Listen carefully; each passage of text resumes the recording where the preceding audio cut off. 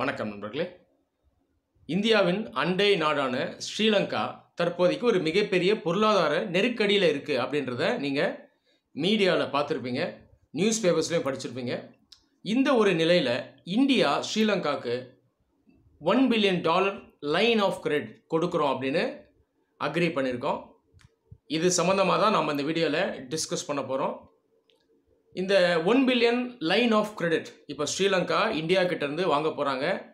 ஏற்கனவே ஒரு $1.4 பில்லியன் செலவுக்கு ஃபைனான்ஷியலாக ஸ்ரீலங்காவுக்கு ஆல்ரெடி ஹெல்ப் பண்ணியிருக்கோம். இப்படி ஒரு நிலை இருக்கும்போது இந்த சூழ்நிலையை எப்படி இந்தியா சாதகமாக பயன்படுத்தலாம், எப்படி ஸ்ரீலங்காவோட இன்னும் நட்பாக போய் அதே நேரத்தில் ஸ்ரீலங்காவையும் இன்ஃப்ளூயன்ஸ் பண்ணலாம், எப்படி சைனாவை ஸ்ரீலங்கா கிட்டேருந்து விலகி வைக்கலாம், இதை நம்ம இந்த வீடியோவில் பார்ப்போம். நிறைய பேர் என்ன நினைக்கிறாங்கன்னா, இந்த மாதிரி லைன் ஆஃப் கிரெடிட் நம்ம மற்ற கண்ட்ரீஸ்க்கு தர்றது தப்பு, இந்தியாவுலேயே நிறைய ப்ராப்ளம்ஸ் இருக்குது, மக்கள் வறுமையில் இருக்கும்போது ஏன் மற்ற நாடுகளுக்கு நாம் கடன் கொடுக்குறோம் அப்படின்னு நிறைய பேர் சொல்லுவாங்க.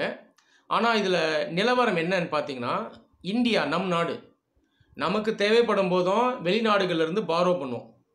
நிறைய இன்டர்நேஷ்னல் ஆர்கனைசேஷன்ஸ் இருக்குது, IMF, வேர்ல்டு பேங்க், அங்கேருந்து நம்ம பாரோ பண்ணுவோம்.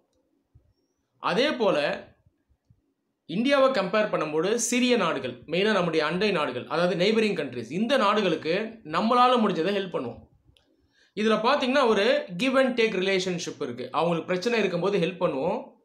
இதனால் அந்த நாடுகள் என்ன பண்ணுவாங்கன்னா நம்மோடு ஒரு நட்புறவோடு செயல்படுவாங்க. இதில் இந்தியாவுக்கும் லாபம் இருக்குது. குஜ்ரால் டாக்ட்ரின் அப்படின்ற ஒரு ஃபாரின் பாலிசி இனிஷியேட்டிவாக அந்த காலத்தில் ஃபார்மர் இந்தியன் பிரைம் மினிஸ்டராக இருந்த IK குஜ்ரால் அவர்கள், அவர் அதுக்கு முன்னாடி ஃபாரின் மினிஸ்டராக இருந்தார்.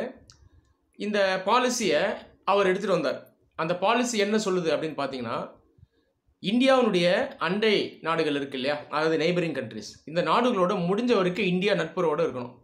சிறிய நாடுகள், அதாவது மால்டீவ்ஸ், பூட்டான், பங்களாதேஷ், நேபாள், இந்த மாதிரி நாடுகளுக்கு இந்தியா முடிஞ்ச வரைக்கும் ஹெல்ப் பண்ணலாம். ஆனால் திரும்ப நம்ம எதிர்பார்க்கக்கூடாது அந்த அளவுக்கு அப்படின்னு அவர் சொல்கிறார். காரணம் என்னென்னா, இந்த நாடுகளால் இந்தியாவுக்கு பார்த்தீங்கன்னா எக்கனாமிக்கலாக அந்தளவுக்கு ஹெல்ப் பண்ண முடியாது ரிட்டர்னாக. ஆனால் இன்டைரக்டாக இந்த நாடுகள் இந்தியாவுக்கு உதவும், ஒரு நட்புறவோடு இருப்பாங்க. இதனால் நம்முடைய பெரிய எதிரிகள் இந்தியாவுக்கு எந்த விதமான பாதகத்தையும் ஏற்படுத்தாமல் நாம் பார்த்துக்கலாம். அது இல்லாமல் இந்த ஓவரால் ரீஜன் இருக்கு இல்லையா, சவுத் ஏஷியா, இந்த ரீஜன் ஒரு அமைதியாக இருக்கும். இந்தியா இந்த ரீஜனை ஓவரால் நம்முடைய இன்ஃப்ளூயன்ஸில் வைக்கலாம்.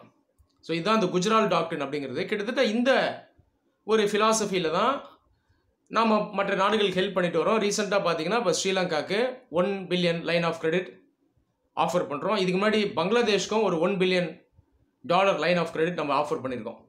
சரி, இப்போது ஸ்ரீலங்காவோட நிலை நீங்கள் உத்து பார்த்தீங்கன்னா பொருளாதார ரீதியாக ரொம்ப நலிவடைஞ்சிருக்கு. ஒரு மேக்ரோ எக்கானமிக் கிரைசிஸ் அங்கே இருக்குது. இதுக்கு நிறைய காரணம் இருக்குது. முதல் ரீசன் என்னன்னு பார்த்தீங்கன்னா, இந்த கோவிட் பேண்டமிக் இது வந்ததுனால ஸ்ரீலங்காவுடைய GDP ரொம்பவே அஃபெக்டாக இருக்குது.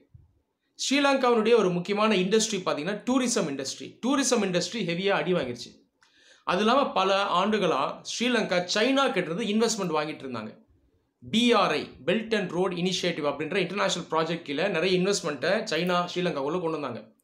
இதில் உத்து பார்த்தீங்கன்னா அந்த இன்வெஸ்ட்மெண்ட்டுக்கு இவங்க வட்டி கட்டணும், ரிட்டர்ன் பண்ணணும். அந்த பணத்தை லோனாக தான் வரும்.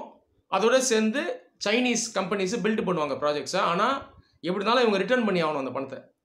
அதை ரிட்டர்ன் பண்ணும்போது ப்ராப்ளம் வந்துச்சுன்னா என்ன ஆகும்னா, இந்த டெட்டு ட்ராப்பில் மாட்டிப்பாங்க, அந்த கடன் சுமையில் மாட்டிப்பாங்க. இந்த கடன் சுமையில் பார்த்தீங்கன்னா ஸ்ரீலங்கா இப்போ மாட்டியிருக்கு. இது இன்னொரு காரணம்.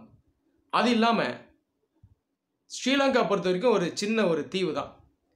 நிறைய கூட்ஸ் அவங்க வெளிநாடுகளை தான் நம்பியிருக்காங்க. அக்ரிகல்ச்சரல் ப்ராடக்ட்ஸ், ஃபுட் ஐட்டம் கூட மற்ற நாடுகளை நம்பியிருக்காங்க. அப்போ இம்போர்ட்ஸை ஹெவியாக நம்பியிருக்கக்கூடிய நாடு ஸ்ரீலங்கா. இந்த முக்கியமான ரீசன்ஸ் எல்லாமே ஒன்று சேர்ந்து இன்றைக்கி என்ன ஆயிடுச்சுன்னா, ஸ்ரீலங்காவினுடைய ஃபாரின் எக்ஸ்சேஞ்ச் ரிசர்வ் இருக்குது இல்லையா, அந்த அந்நிய செலவாணி, அந்த ஃபாரின் எக்ஸ்சேஞ்ச் ரிசர்வனுடைய அந்த குவான்டிட்டி ரொம்ப கம்மியாகிடுச்சு. ஃபாரின் எக்ஸ்சேஞ்ச் ரிசர்வில் பார்த்தீங்கன்னா மெயினாக எல்லா நாடுகளும் டாலர்ஸ் வச்சுருப்பாங்க. அந்த ஃபாரின் எக்ஸ்சேஞ்ச் ரிசர்வில் இருந்தால் டாலர் எடுத்து இம்போர்ட்டுக்கு செலவு பண்ணுவாங்க.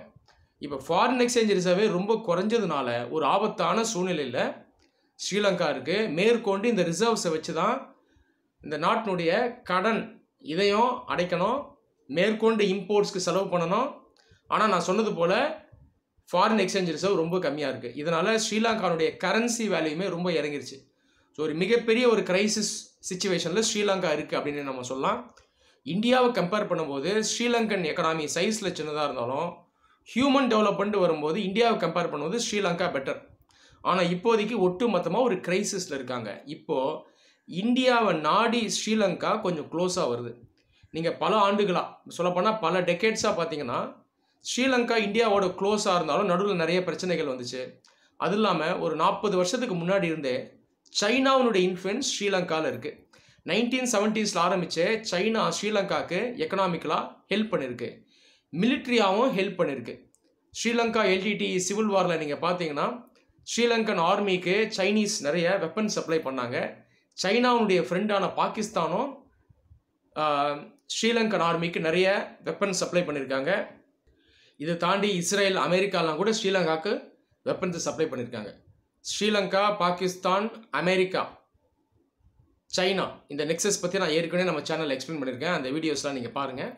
ஸோ இப்படியான ஒரு ரிலேஷன்ஷிப் தான் சைனாவுக்கும் ஸ்ரீலங்காவுக்குள்ளே ரொம்ப காலமாக இருந்துட்டு வருது. சமீப காலத்தில் சைனாவுடைய இன்வெஸ்ட்மெண்ட் ஸ்ரீலங்காவில் ரொம்பவே அதிகமாக இருக்குது. பில்லியன்ஸ் ஆஃப் டாலர்ஸ் இன்வெஸ்ட் பண்ணிட்டு வராங்க. உதாரணத்துக்கு கொலம்போ போர்ட், இது ஒரு முக்கியமான போர்ட். இதை சைனீஸ் தான் மெயினாக டெவலப் பண்ணுறாங்க. ஈஸ்டர்ன் டெர்மினல் இதை இப்போ அவங்க டெவலப் பண்ணுறாங்க. இந்த ஈஸ்டர்ன் டெர்மினலுமே இந்தியா தான் டெவலப் பண்ணுற மாதிரி இருந்தது. ஆனால் சைனீஸ் ப்ரெஷர்னால இந்தியாவுக்கு வர வேண்டிய ப்ராஜெக்ட் வந்து அவங்களுக்கு போயிடுச்சு.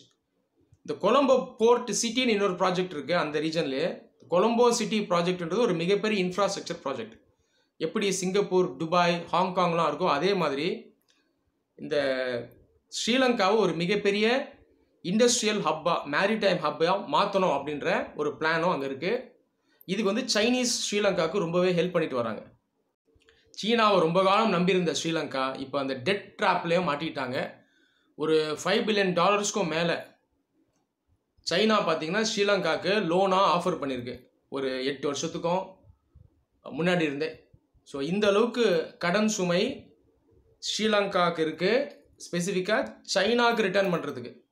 இப்படி ஒரு நிலை இருக்கிறதுனால இப்போது ஸ்ரீலங்கா என்ன ஃபீல் பண்ணுறாங்கன்னா இந்தியாவோட நம்ம க்ளோஸாக வரணும் அப்படின்னு நினைக்கிறாங்க. உண்மை இதுதான். ராஜபக்ஷா பிரதர்ஸ் பார்த்தீங்கன்னா சைனாவோட அவங்க க்ளோஸ், அந்த ஃபேமிலி அவங்களோட க்ளோஸாக போகக்கூடியவங்க. ராஜபக்ஷா இதுக்கு முன்னாடி என்ன சொன்னார்னா, நீங்கள் ஏன் சைனாவோட க்ளோஸாக போகிறீங்க, இந்தியாவோட நீங்கள் ஏன் க்ளோஸாக வரல அப்படின்னு கேட்டதுக்கு அவர் சில நேரங்களில் தந்த பதில் என்னென்னு பார்த்தீங்கன்னா, பல ப்ராஜெக்ட்ஸை இந்தியாவுக்கு ஆஃபர் பண்ண நான் ரெடியாக இருந்தேன், இந்தியன்ஸ் அதை எடுக்கல, அதனால் அவங்களுக்கு கொடுத்துட்டேன் அப்படின்னு அவர் சொல்லுவார்.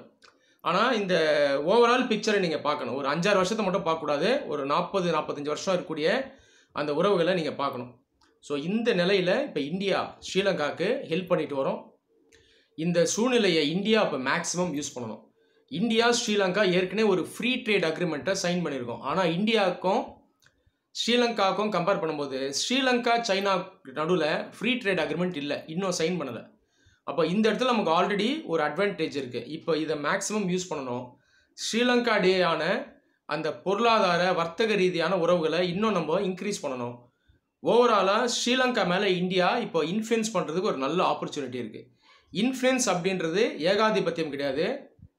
சைனா போன்ற மற்ற நாடுகளுடைய கண்ட்ரோலில் ஸ்ரீலங்கா போகாமல் நம்ம பார்த்துக்கிறது, இதுதான் நான் இன்ஃப்ளூயன்ஸ் சொல்கிறேன். ஸோ ஸ்ரீலங்காவுடைய இன்ஃப்ளூயன்ஸ் மூலமாக ஓவரால் இந்தியன் ஓஷன் ரீஜனுடைய செக்யூரிட்டியை நம்மளால் என்ஷூர் பண்ண முடியும்.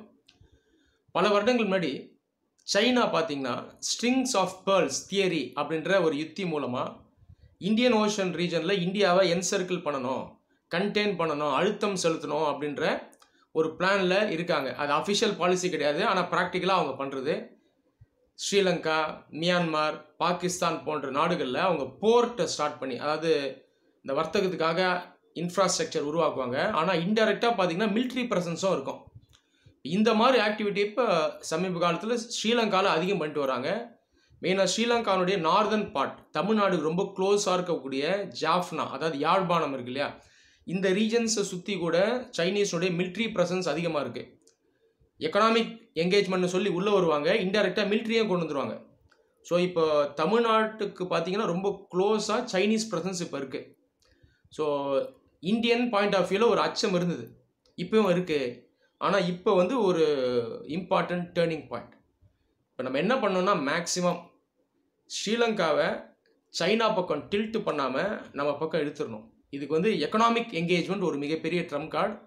இந்தியா தன்னுடைய எக்கனாமிக் ஸ்ட்ரென்த்தை இப்போதைக்கு யூஸ் பண்ணி எப்படி சைனா பிஆர்ஐ மூலமாக மற்ற நாடுகளை இன்ஃப்ளூயன்ஸ் பண்ணுறாங்களோ அந்த மாதிரி ஸ்ரீலங்கா போன்ற நாடுகளை நம்ம பக்கம் இழுத்துடணும்.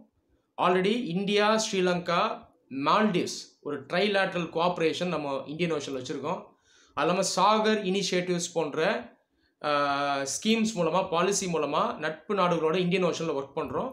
இது ஒரு சரியான தருணம். இதை நம்ம மிஸ் பண்ணிட்டோம்னா மறுபடியும் சைனீஸ் இன்ஃப்ளூயன்ஸ் ஸ்ரீலங்கா மேலே வந்துடும். சைனீஸ் இன்ஃப்ளூயன்ஸ் சொல்கிறது சைனாவுடைய நட்பு நாடான பாகிஸ்தானுடைய இன்ஃப்ளூயன்ஸும் இந்தியன் ஓஷனில் அதிகமாகும்.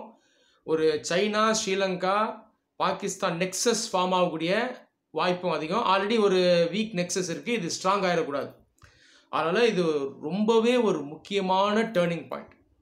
ஸோ இந்தியன் பாலிசி மேக்கர்ஸ், இப்போ இருக்கக்கூடிய இந்தியன் கவர்மெண்ட் எந்த அளவுக்கு இந்த சிச்சுவேஷனை மேக்ஸிமம் யூஸ் பண்ணுறாங்களோ இந்தியாவோட ஸ்ட்ரென்த் வரக்கூடிய வருடங்களில் இந்தியன் ஓஷன் ரீஜனில் அதிகமாகும்.